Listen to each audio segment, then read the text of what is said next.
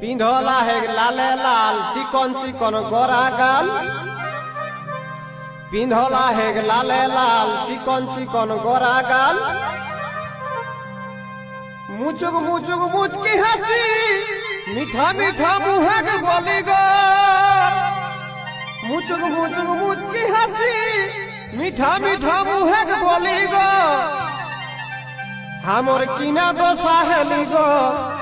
आज लोक के भीड़े बहुटी कोंदे गली गो